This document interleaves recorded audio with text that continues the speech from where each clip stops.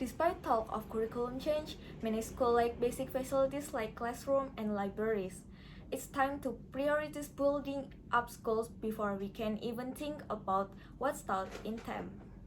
Based on the irony fact, we are not in the line with today's motion and believe that we should prioritize build up educational facilities rather than reforming the curriculum. But before that, Assalamualaikum warahmatullahi wabarakatuh, the honorable educators. First of all, I'm Nadia Kamila Keswari. As the first speaker, will deliver the objection of today's motion. Before comes to our argument that object the motion, I would like to object the first speaker of the affirmative team has said that countries should prioritize reforming the curriculum over build up educational facilities. But the irony is, in Indonesia, there have been many curriculum change, starting from KTSP in 2006, then changing to K13 in 2030 and recently changing to the Merdeka curriculum. However, we don't feel positive result from curriculum change. This can be interpreted as meaning that changes to the curriculum are not effective. Ladies and gentlemen, do you realize that educational facilities in Indonesia are still very low? Educational facilities in Indonesia don't only include the facilities available at schools, but also include many things. A 2019 report by the Indonesian Ministry of Education and Culture found that over 15% of schools in Indonesia lack basic facilities like proper toilets, clean water, and electricity. This means even a perfect curriculum can be implemented effectively in these environments. Example, in a remote village of Papua, students often learn in makeshift classroom with limited resources. A new curriculum won't magically provide them with books, computer, or even a safe roof over their heads. So, the reason why we oppose that countries should prioritize reforming the curriculum over build-up education facilities are: 1. Many schools don't provide good infrastructure. For students, of course, good infrastructure at school really supports their learning process.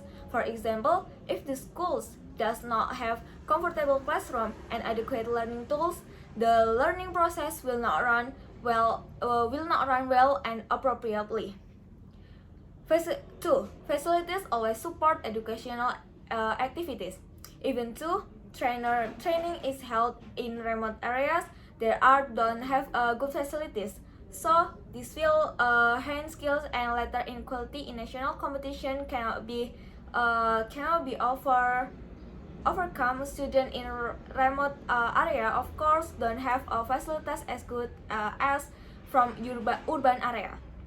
Fact. Poverty, malnutrition, and lack of access to healthcare significantly impact student learning. Curriculum reform alone cannot address this underlying issue.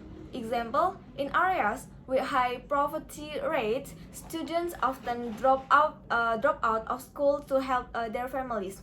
A new curriculum won't change their economic circumstance or motivate them to stay at school. While curriculum reform is a necessary step in improving Indonesia education, it's not as effective a solution compared to developed countries due to several key differences. First, developed countries have a stronger foundation. Developed countries have well-established and well-funded education infrastructure, including modern schools, library, and technology. This provides a solid foundation for implementing curriculum change. Teachers in developed countries receive extensive training and ongoing professional development, equipping them to adapt to new curricula and teaching methods. Developed countries generally have lower poverty rates, better healthcare, and more equitable access to resources, creating a more conducive environment for learning. 2. Indonesia's unique challenge. First, geographic diversity. Indonesia's vast and diversity geographic present unique challenge for curriculum implementation. What works in urban area may not be suitable for a remote village.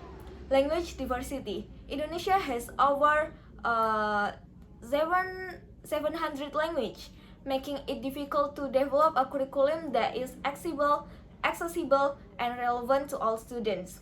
Limited resources. Indonesia faces significant resource constraints, making it difficult to invest in infrastructure, teacher training, and other essential components of effective education. In conclusion, while curriculum reform is essential for improving Indonesia education, it's not as effective a solution compared to developed countries due to a weaker foundation, less stringent reforms, and implementation challenge. Indonesia needs to address this underlying issue before curriculum reform can truly deliver its potential benefit. The last but not least, so I'm as the first speaker, the negative team, not in the motion.